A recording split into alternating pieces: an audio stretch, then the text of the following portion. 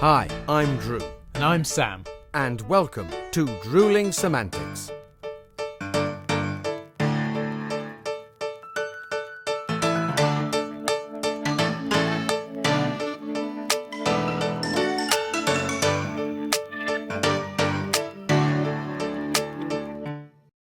Hello! How are you? I'm very well, Sam. How are you doing, buddy? Yeah, not too bad, thank you. And hello and welcome to all our lovely listeners and watchers. Welcome back to Drewling Samantics, or indeed, if you are brand new, welcome to Drewling Samantics. Semantics. Great stuff. Season 6, Sam. Season 6, buddy. Exciting times. And I mean, I can't believe we're here, to be honest with you.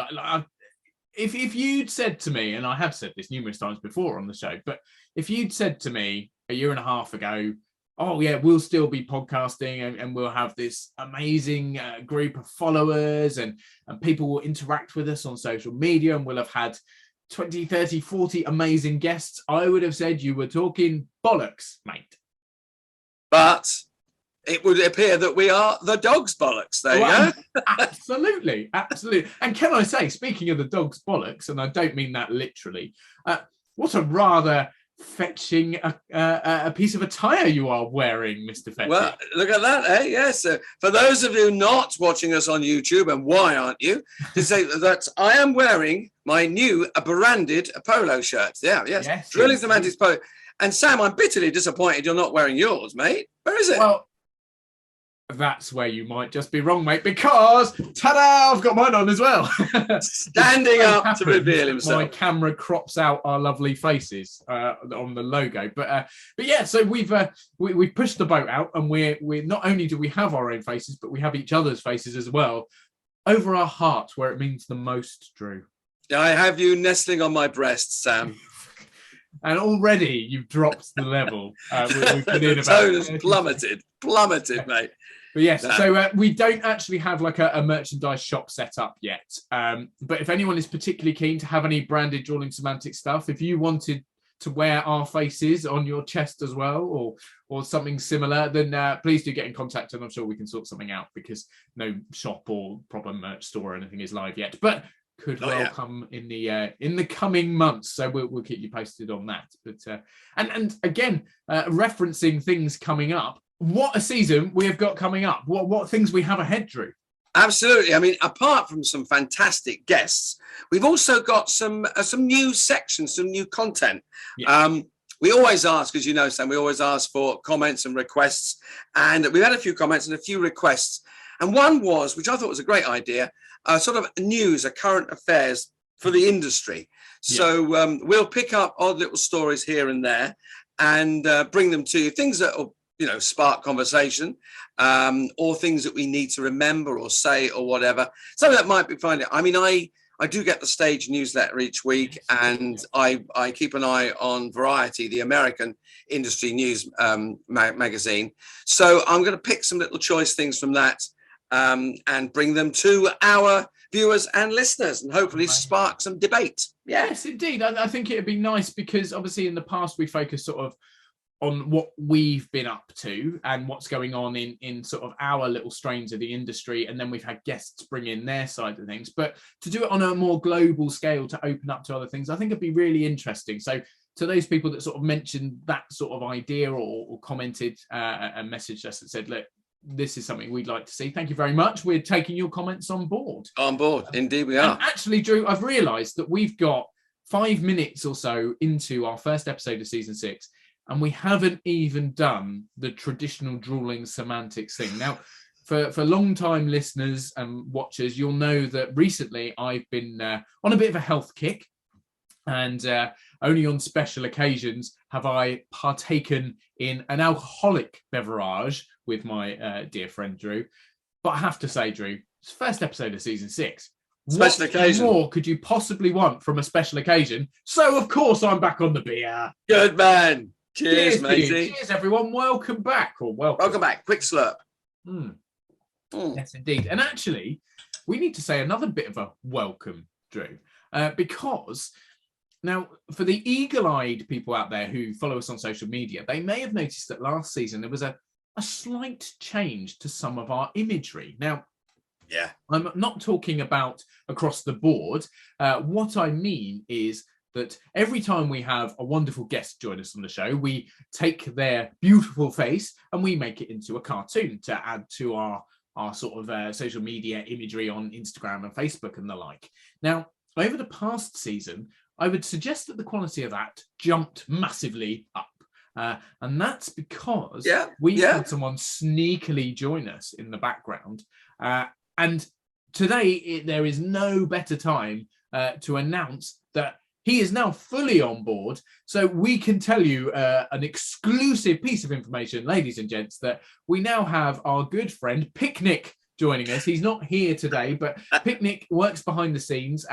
He heads up Bannister Illustration, brilliant company, and he's doing all our imagery going forward. So there is a new member of the Drewling Samantics team. Check out our new imagery. Have a look on Instagram and Facebook. You'll see all our pictures, and you can marvel at his abilities and what he's bringing to the team. So welcome aboard, Picnic. Welcome aboard. Cheers. Oh yeah. Opportunity Cheers. for another drink. There we go.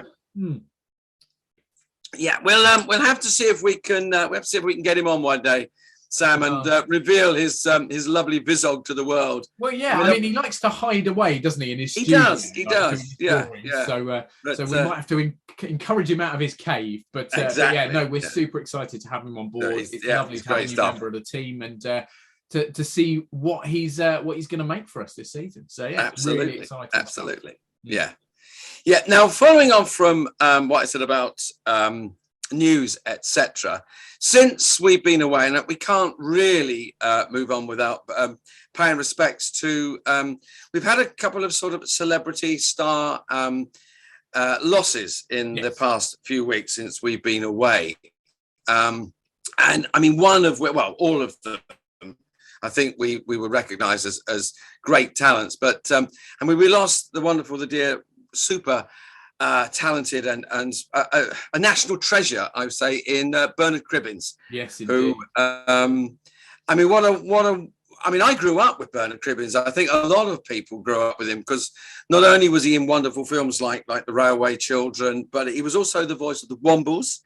If anybody remembers, you know, Hole in the Ground and comedy songs like that, famous for those. I mean, we've all sort of, you know, remember, and he's just touched everyone's hearts. And I was reading some of the tributes to him from various actors and saying how he was the ultimate professional, but on set, in the studio, wherever, also the ultimate mate. You know, he was, I know someone was saying he would turn up to recordings, I think it was Doctor Who, turn up to recordings with suitcase full of props that might come in handy, or he could get a gag out of, or somebody else could use. Yeah. So yeah, I mean, just, but he's been around, you know, for all my life, and you know, and of course, who could forget him in Fawlty Towers as the spoon salesman? Well, yeah. Do you know? I think he's one of those people that, until you look back through his incredible filmography and his credits, you don't realise just how much he was involved in and how much you personally have seen him in.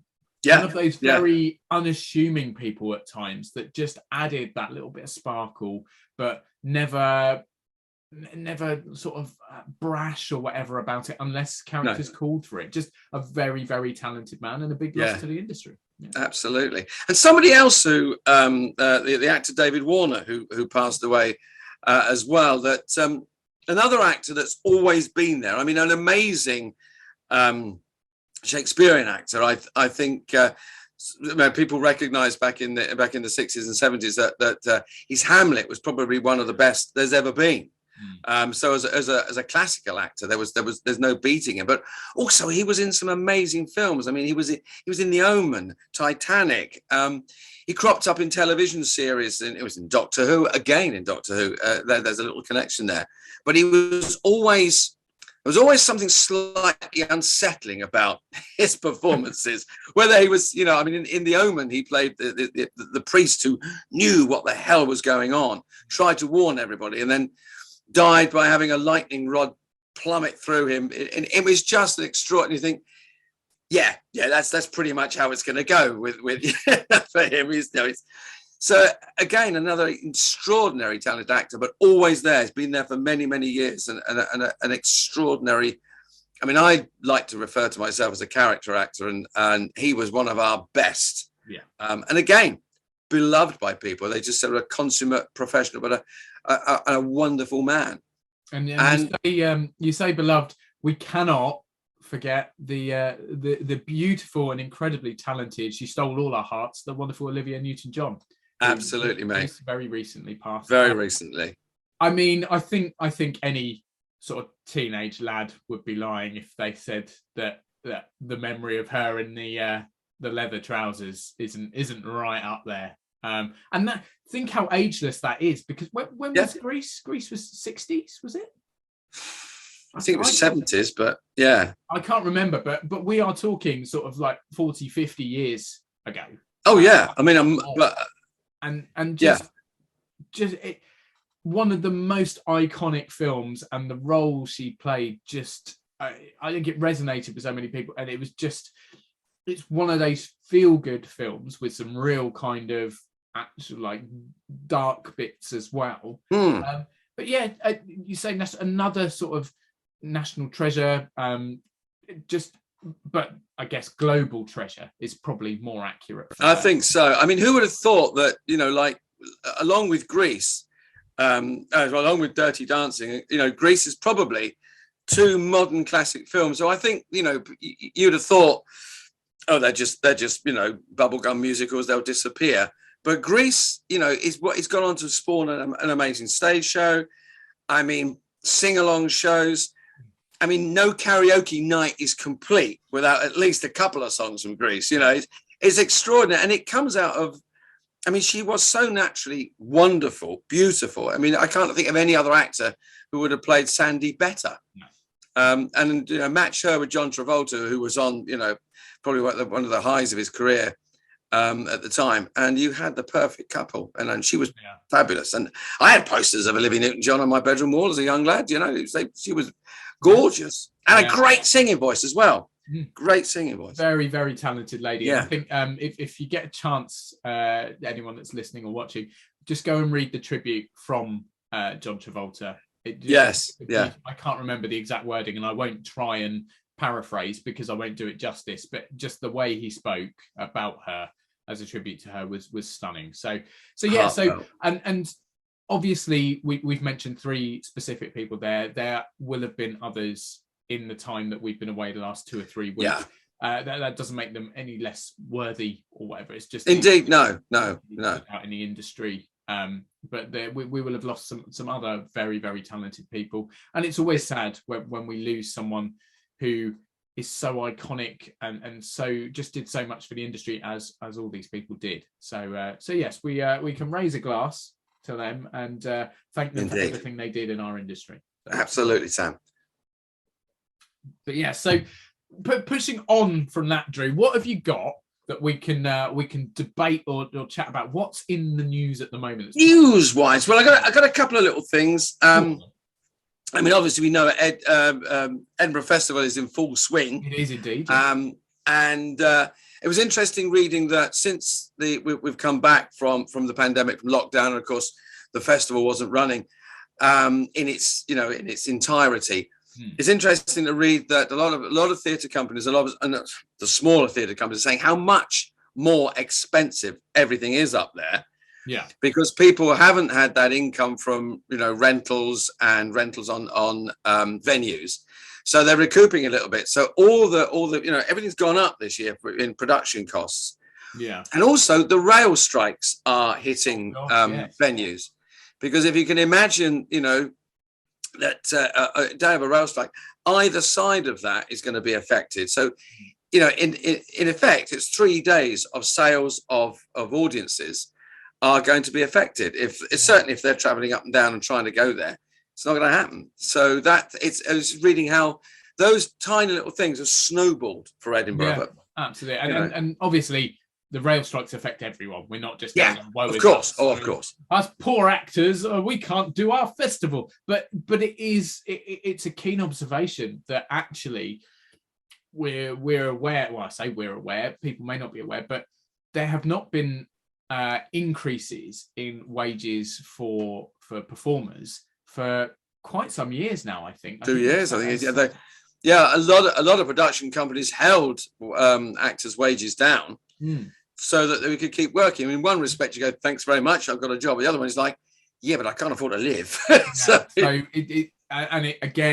It's an across the board thing. No one's wages are really going up to match how everything is inflating, but particularly we can see the struggles here, and Edinburgh is a very good example of that. Food going up, accommodation going up, travel not being available, but trying to have to keep ticket sales low because people can't afford to go, and it's a complete vicious circle. So yeah, another not particularly positive story. No, but a positive on that, interestingly, applications for university arts degrees such as drama and English and drama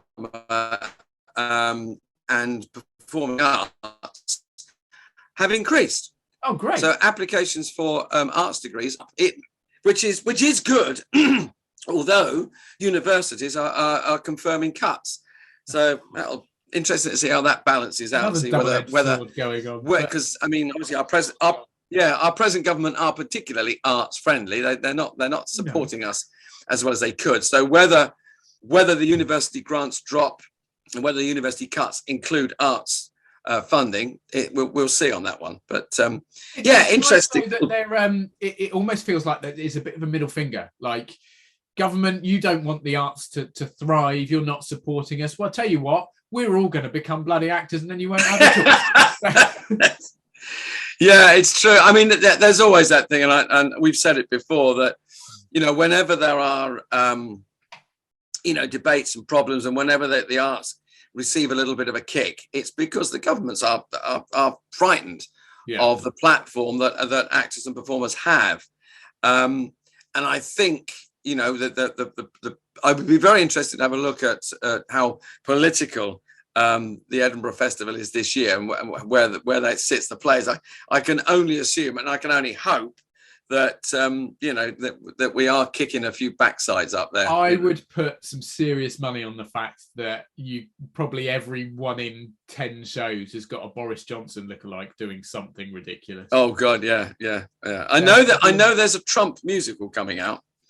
I know. He's become rather outspoken again recently, hasn't he? I mean, yeah, he won't go away, will he? He won't go away. What else have we got? I'm just going through my my notes. Oh, here's something talking about people leaving us. Well, this lady hasn't left us, thank heavens. Right. She is another national treasure. Now, I know you're going to laugh at this, mate, but I'm a big fan of the Archers.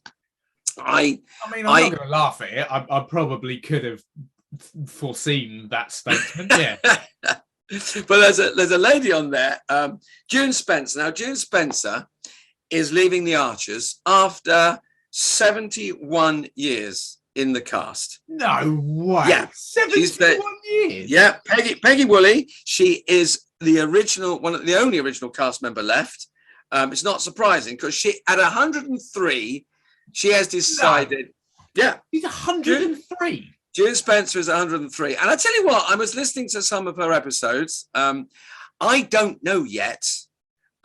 Maybe when this episode airs, we might know how June is leaving the series, but I don't know yet how she is. But she announced her retirement a couple of days ago. So obviously, Archer's episodes are recorded in advance. Yeah. So I won't know, and we won't know yet when we lose the character and how we lose the character. Mm. But yeah, she will be waving goodbye at some point, which is she's very sad. But I mean, June Spencer, she's an amazing actress because during lockdown, the Archers continued broadcasting, and people they were recording in isolation and then joining things together, and there was very clever editing going on. Mm. And some of her episodes that she was just recording on as a telephone conversation or chatting, as it were, over the fence. Mm. Amazing. Her performance is very delicate, very subtle, and at no time is that and I don't mean this arrogantly or whatever, but at no time does she ever appear weak or patronizing is what I would say. She is strong, and you think she's still working at 103. I mean, whatever she's taking, I want some of that, Amazing. You know, So do you think in a couple of years' time, when you reach 100, steady. I mean, so I had a few options there. I could have gone that way. I could have said to you, and you obviously remember her first episode, because you'd only been in the business for about 20 years at that point. So Absolutely, mate. Yeah. I was just for anyone just joining us for the first time. There may be an ongoing theme that I remind Drew that he's slightly older than me every 4 or 5 seconds ish. So yeah. And actually, I remind you also that when Snow White comes a calling, you might be in the running to support, because, so how do I put this politely? You are less of stature than I. Yeah, all right. Okay. You know, I'm just painting a picture for those people that can't see us. I'm just painting a mental image of me. Yes. Yes. I mean, I might be short, but I mean, you know, I'm absolutely gorgeous with my luscious long hair. And right now, anyone watching on YouTube's now bashing the side of their screen, going, "What? They're going, my picture's not working." Picture shift. Yeah, it's like Brad Pitt is sat opposite me. Oh, is that you then? Is it? Yeah, it's a mirror. Seriously. I can see myself. Yeah. But anyway, what an incredible achievement to be doing the same job for over 70 years and to be in the industry for the best part of a century. Absolutely insane. So and still doing it brilliantly. That's she's brilliant performance. I wonder what's inspired her to move on. Like, I think I'm going to branch out into other areas now. I want to do more.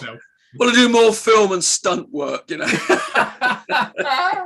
Oh dear. It's true. Our good friend Mr. Johnston, who runs a stunt team. Maybe he can have a word with June. And see have a word with her. Doing a bit. We'll see. Yeah. But there you go. What an incredible achievement! But brilliant, isn't it? It's wonderful. You know, metaphorically to the amazing June Spencer. June Spencer. Yes, indeed. Now, on to a slightly different thing, and I'm not trying to steal your thunder by going on to news, because that we've said that's sort of your segment. But please, there's quite an important story going on at the moment, which I think would be interesting to discuss, and it's come out in the general public in the way that any media outlet reports things, which is obviously sort of scapegoating and what's the word, exaggerating certain elements and blowing things out of proportion. But nonetheless, it's a very important subject for the industry, and actually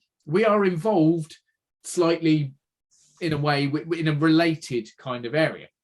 Now, I don't know if you've seen, I don't know, I know you're a technophobe, so if I say the word Netflix, I'm assuming that's not going to completely confuse you. You're not quite that old yet. I lived on Netflix during lockdown, you cheeky sod. Didn't we all? But yeah, so Netflix are currently involved, or have currently suggested a court case against a couple of young theatrical ladies relating to the incredibly successful series Bridgerton. And now people may have seen this story in the news, where essentially what's happened is they created, and correct me if I'm wrong, because I know you know about this as well, but it's called the Bridgerton. Is it the unofficial musical? It's the unofficial Bridgerton musical. Bridgerton musical. So they started, if I'm correct, on TikTok, doing sort of like little video clips relating to Bridgerton with the characters and sort of using the creation, this incredibly successful series, to make little comedic and little intricate bits of song and film and whatever. Yeah. And they became incredibly popular, like going viral, I think is the term that would be absolutely. Yeah. And they've now sort of pushed the boundaries beyond there, and they've written a full-scale musical, which is being performed, or was being performed. And at that point, Netflix have gone, now hang on a moment, because it was almost a case of they were quite happy about what the girls were doing because essentially it was free publicity, I suppose. Absolutely, yeah. Not that it needed it necessarily, because it is so popular, or it has been so successful. But then again, you could argue that Coca-Cola, Apple, Amazon don't need to advertise because they are right up the top of their game, but they still do because you'd be silly not to. So it doesn't matter if that Bridgerton is super successful. Obviously, they still want some more publicity because the more people you bring in, the better. However, I think it then got to a stage where actually these young ladies started to make money. I think it's the simplest way of putting it. I think they had. They did. I wrote something down. They did a production at the Kennedy Center, and it was after that Netflix went, hang on, you're now making, as you say, Sam, that you're now making money. Yeah. So at that point, they stopped them, didn't they? They went, hang on, So it's, and I guess where I said making money is not the crux of it. I think it's more a case of making money that Netflix could be making. Rather, so when they were doing it on TikTok, I don't know how TikTok works, but I assume it's like a lot of other social media platforms where you can monetize things and you can make profit, and the more people you have, the more likely you are to make money, etc., etc., etc. So they may well have been making money already from what they were doing, but that was not something that Netflix could have been doing. That was something that they were very clever. They'd sort of done this, but it wasn't taking custom from Netflix. No, it's like a lot of those. Yeah, it's like a lot of those fan-based things. Like you say, it's good advertising, and the more people that know about Bridgerton, the more people that are going to sign up to Netflix, etc., etc. But I think it's when, like you say, when they started making money out of the product, it was also in a way that Netflix could have marketed. So Netflix could have sold the rights or made some sort of contract with some musical production team, and at that point made money from doing what these young ladies have done, essentially. And I also think that the criticism or the point is in the title. It was the unofficial Bridgerton musical, and I think then Netflix went, yes, it is, because they sued them because it is theft of intellectual property, which absolutely. I'm going, it is. Had they got permission, maybe, or had they gone, look, this is really successful, we've got this idea of a musical, do you want to put some money in? I think it was the fact that I think they probably took it that because Netflix didn't stop them doing the TikTok, that they might have given them permission to carry on and do something else. But by not stopping them, it wasn't giving them permission, but maybe they thought they had. So I don't know. It's a grey area, isn't it? I mean, it is. At the end of the day, any situation like that, you have to play it safe and kind of go, right, I need to think logically here. I'm using someone else's creation. Are they going to be happy with me doing this? Probably not. If I'm making money they could be making. But they sort of, as you said, maybe played it coy and went, oh, well, you didn't stop us doing that, so how's that any different? That is quite a sort of is it a blinkered view? I don't know. It is a bit of a leap, yeah.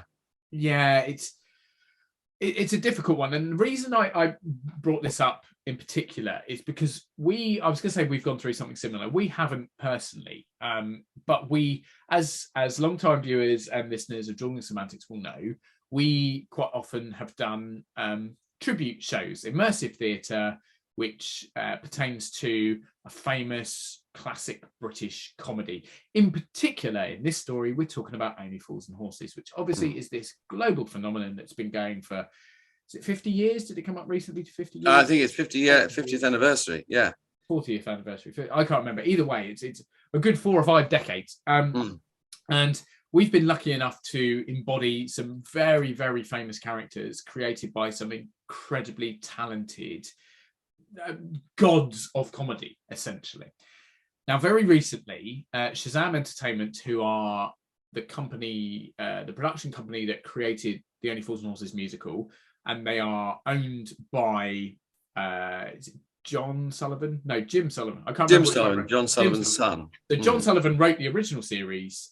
He created the original Only Fools and Horses. His son Jim owns Shazam Entertainment, who are the ones that, along with other people of input, have created the musical, which has been hugely successful in the West End.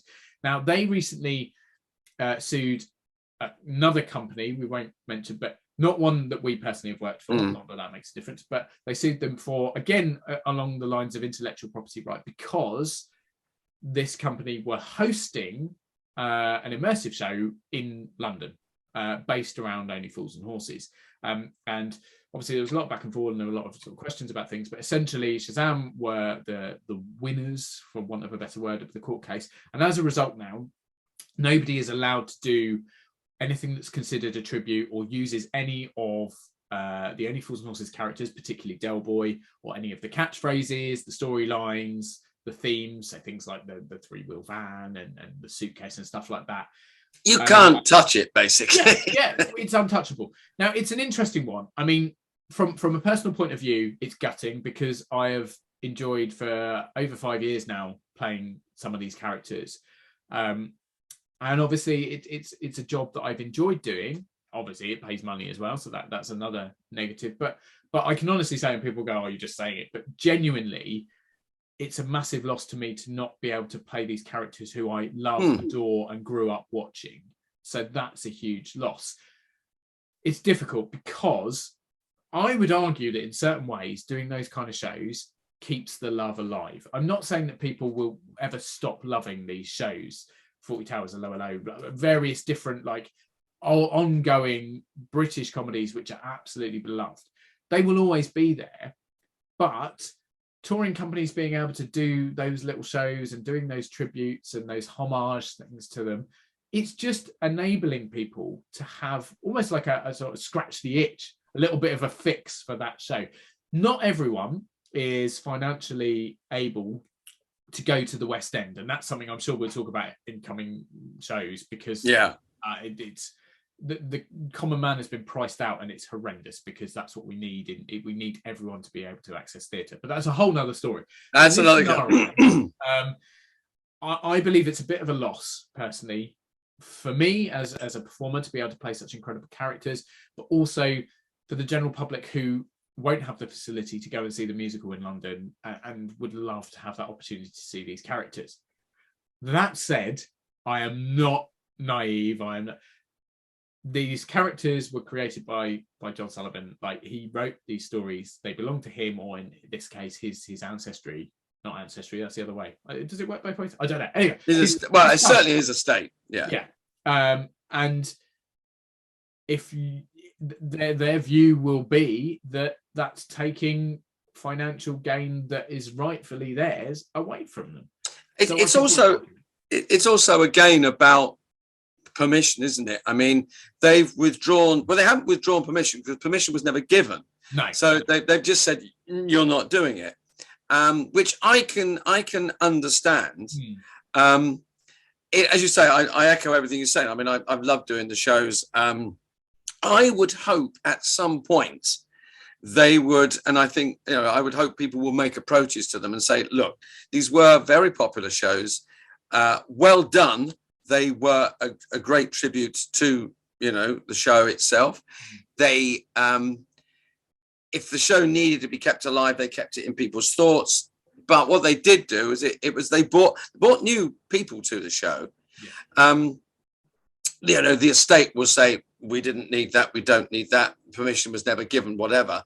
But I would hope at some point they would say, okay, if we have some control over this, we have some say, we have, a license, or you pay royalties.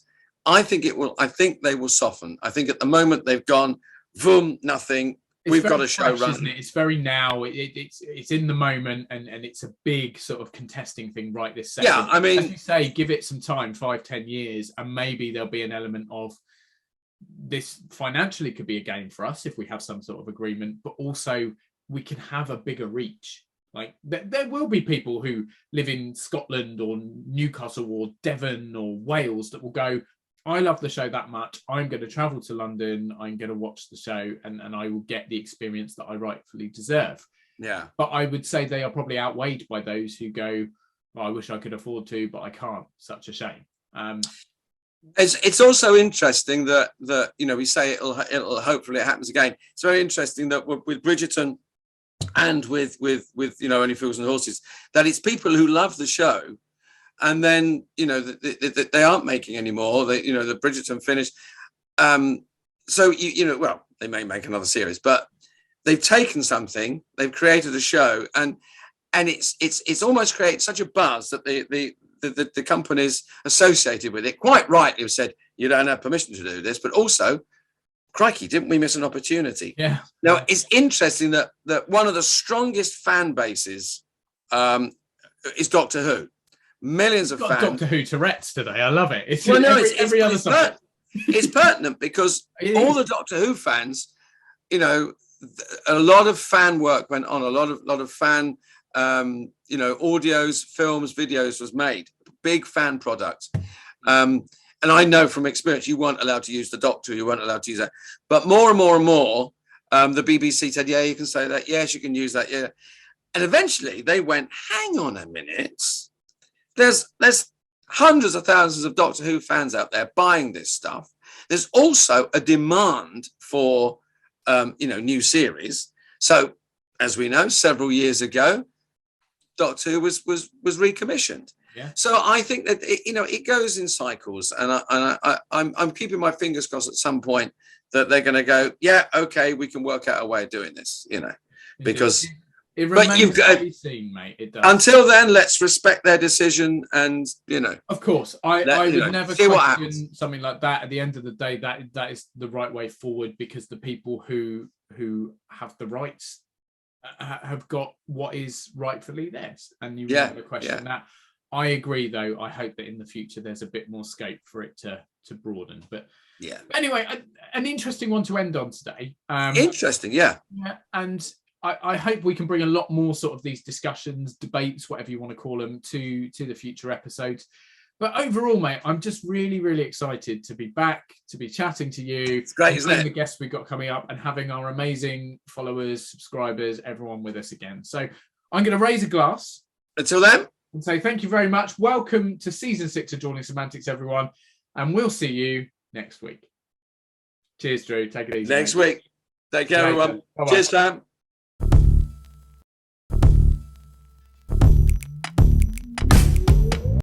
Thanks again for watching this episode of Drewling Samantics. Please make sure you subscribe to our channel and turn on notifications so you never miss a new video. Don't forget, we're also available as audio only. Just search Drewling Samantics in any good podcast app. And please support us on social media. All our links and handles are on screen now. We love welcoming new followers and subscribers, so why not share with your family and friends so they can join in too? Thanks very much. See you next time.